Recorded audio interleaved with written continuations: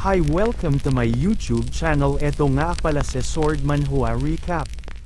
Huwag kalimutan mag-like at subscribe para updated ka sa mga bago natin upload. Simulan na natin, let's go! Pinakita naman ang nakaraan ni Sang.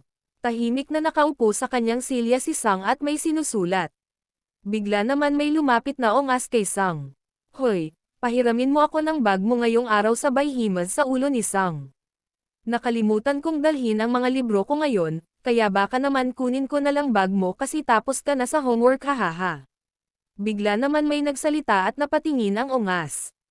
Hoy, tumabi ka nga dyan, Porky. Pagod na ako, kaya tumabi ka na, salita ni Vinny. Bigla naman natakot si Taba sa pagkakita na niya kay Vinny. Pasensya ka na, Vinny. Napaaga ang pagpasok mo sa school ngayon, salita ni Taba. Gusto mo bang bilhan kita ng drink?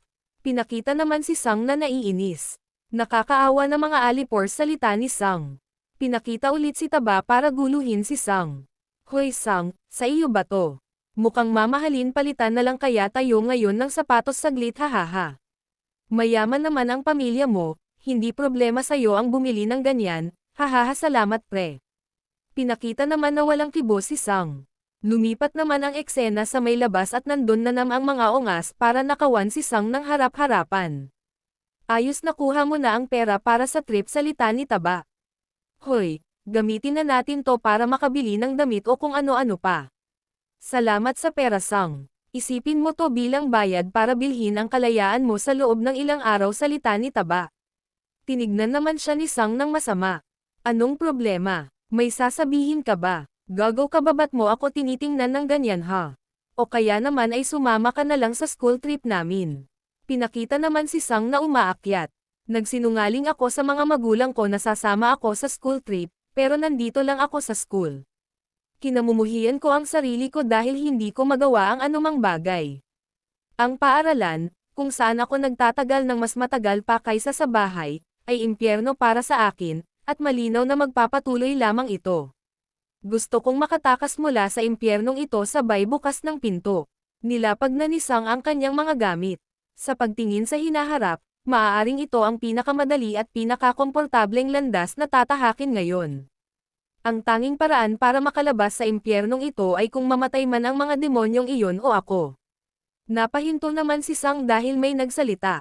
Kung tatalon ka man lang, gawin mo ito sa isang lugar na walang ibang tao, tumigil ka sa pagkuha ng atensyon sa mga tao.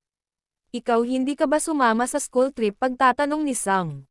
Sinusubukang magpakamatay dahil medyo pinag-tripan ka ng ilang bata, sa tingin mo ba may magbabago kung tumalon ka at papatayin ang sarili mo ngayon?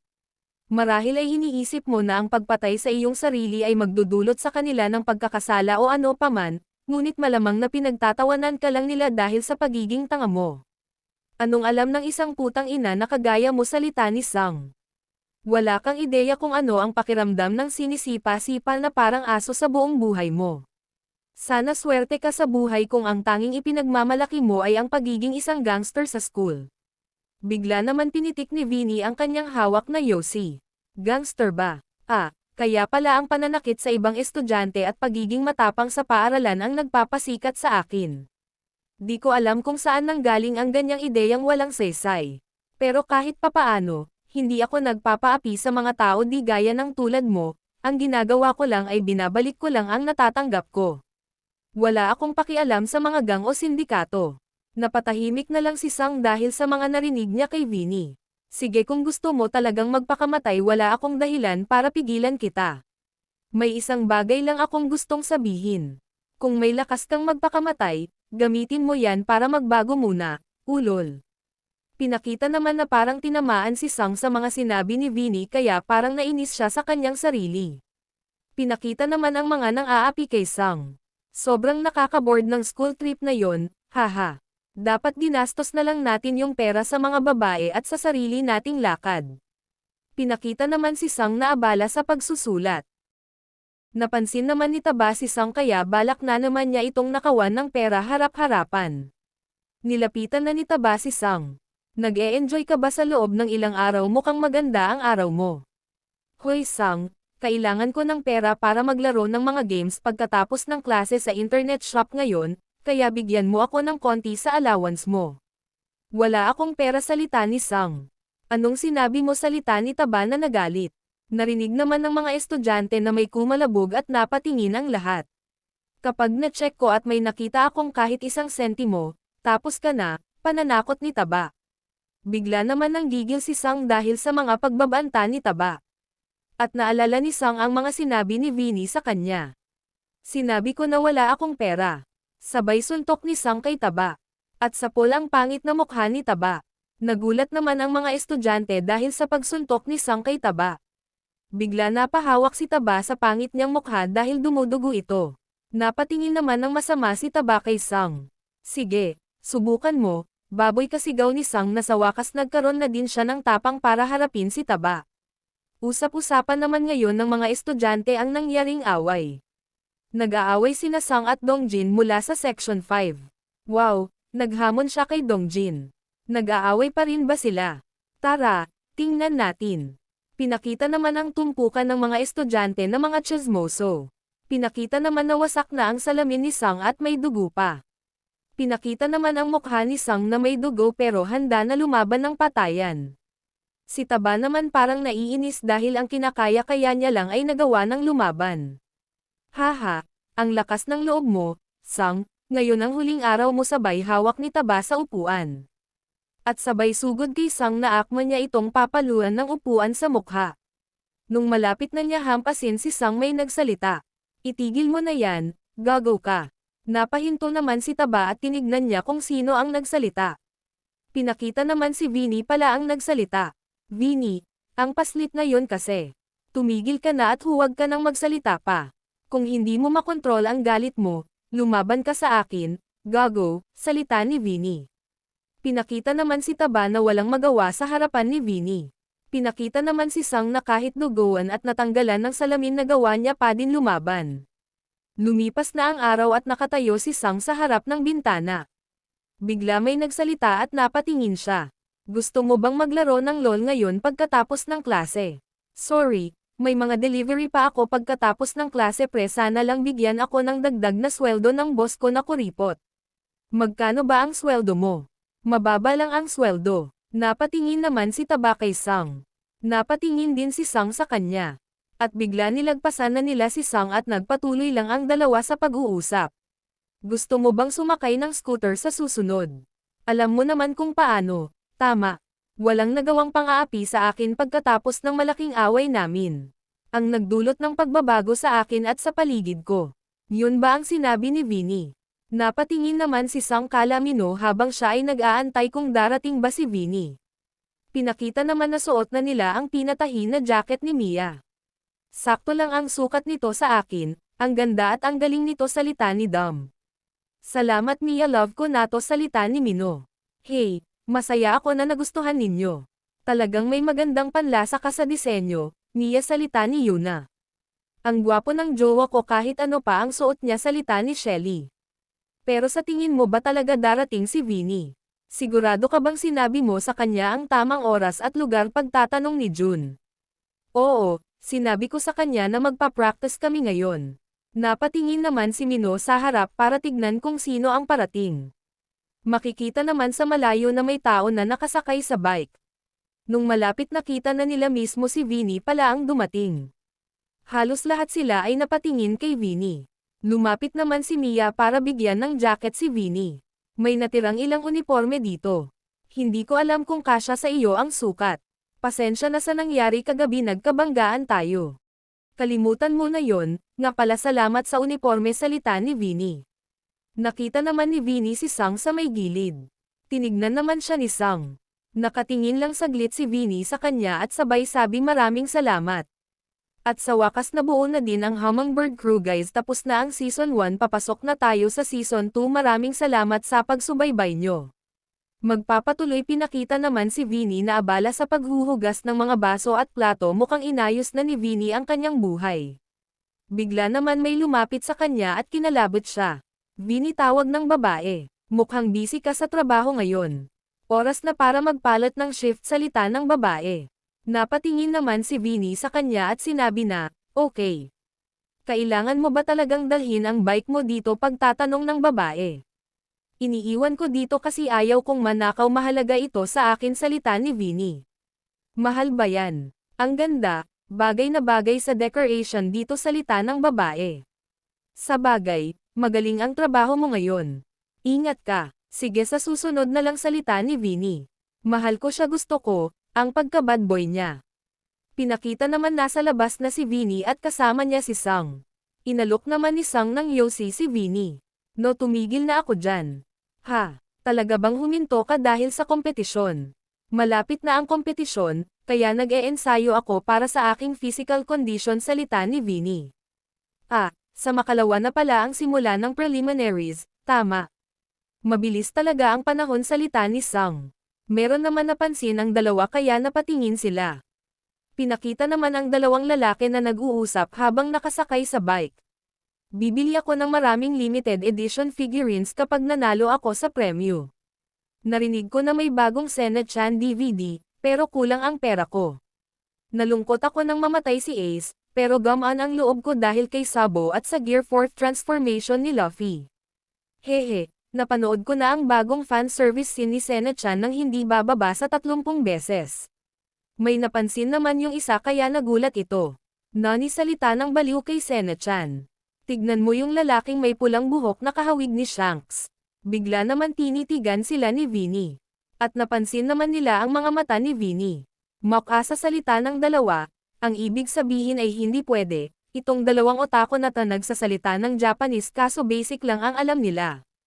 Ang Sharingan, ang Uchiha clan ay totoo. Yung mga mata niya, wag kang tumingin kung hindi patay tayo. Huwag kang matakot, baka cosplay lang yan. Bueset, nagpatuloy na ang dalawa sa pag-alis. Hindi ba sila kasali sa kompetisyon din, pagtatanong ni Sang. Habang si Vinny naman ay na-bad trip sa dalawa. Lumipat naman ang eksena kung saan nag-practice si Dom magbike. Master, lumampas na tayo sa 60 kilometro kada oras. Pinakita naman si Dom na hirap na sa pag-pedal. May bigla naman na alala si Dom. Sinasabi mo bang mas gusto mong asikasohin muna mga kaibigan mo kaysa magtuon sa pag-aaral mo ngayon? Oo, salita ni Dom. Hahawaw, tignan mo itong batang ito.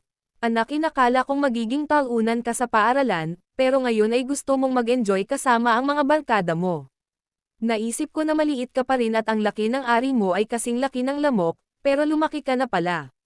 Sige, sa alinmang organisasyon o lipunan, ang anumang lalaki na may tapang ay kailangang matuto ng katapatan sa kanyang mga kasama. Anak, sundin mo ang iyong gusto, pero tandaan mo ang mga payo ko sa iyo.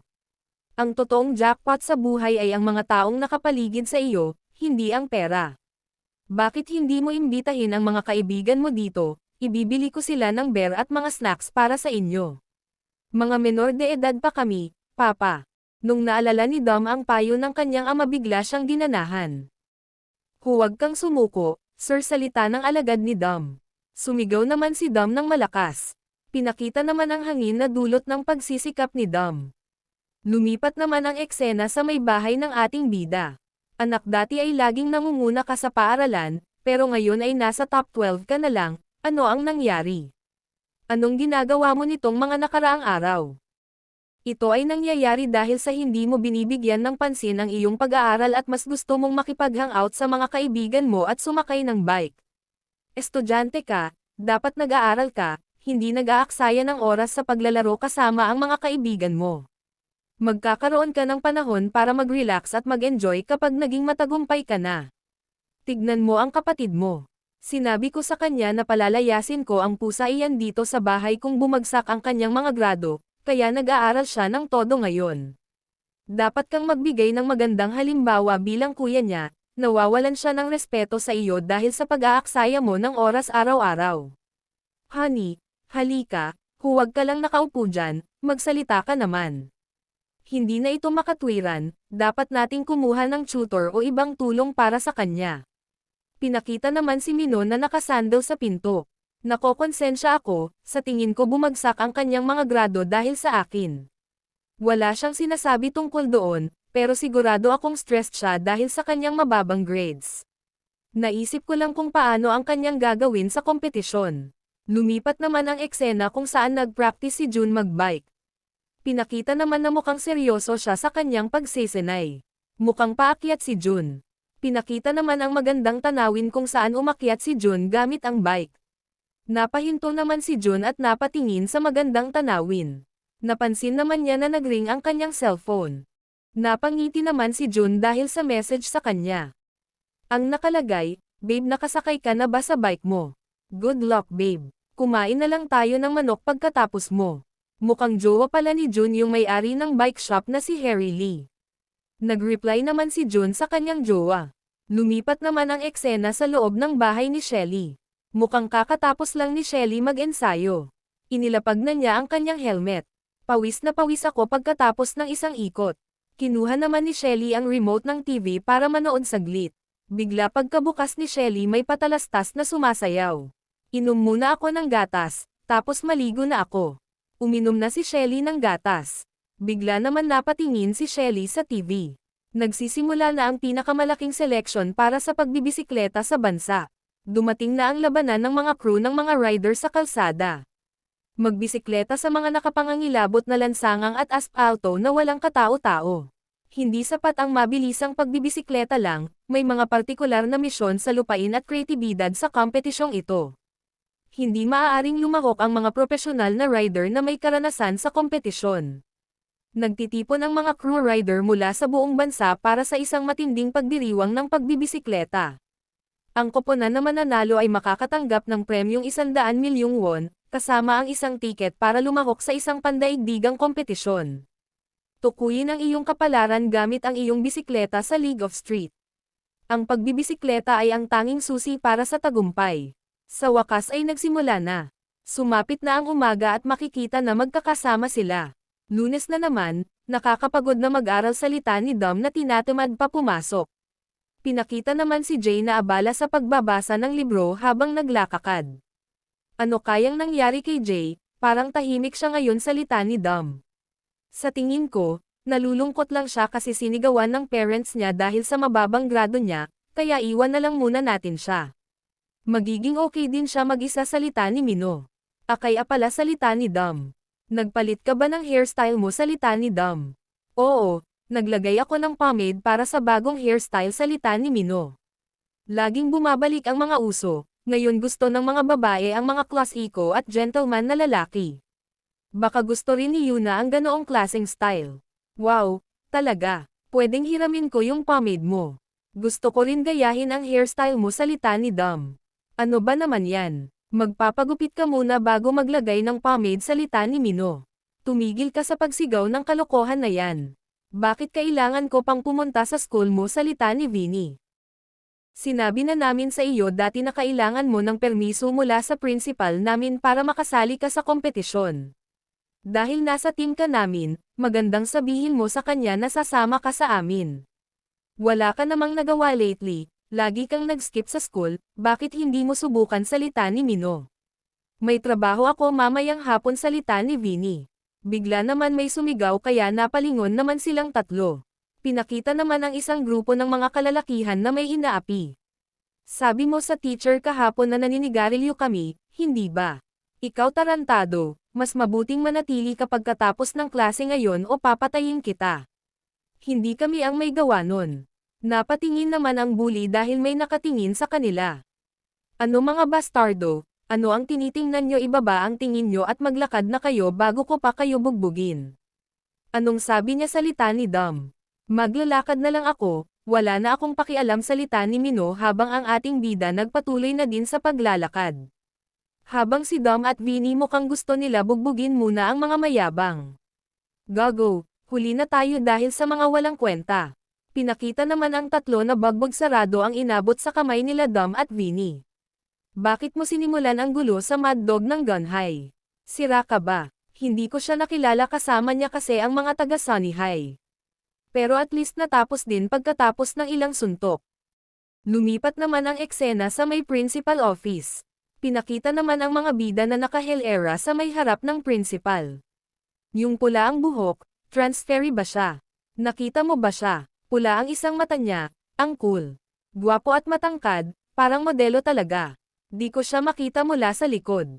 Ano bang ginagawa nila sa isa't isa, salita ng mga chismoso. Anong ginagawa mo sa harap ng opisina ng principal? Bumalik na kayo sa klase. Anong problema niya? Iniisip niya na boss niya kami. Presidente lang siya ng mga estudyante. Sige po sir. Anong ginagawa nila ngayon? Nagkamali na naman ba sila? Di ako sigurado.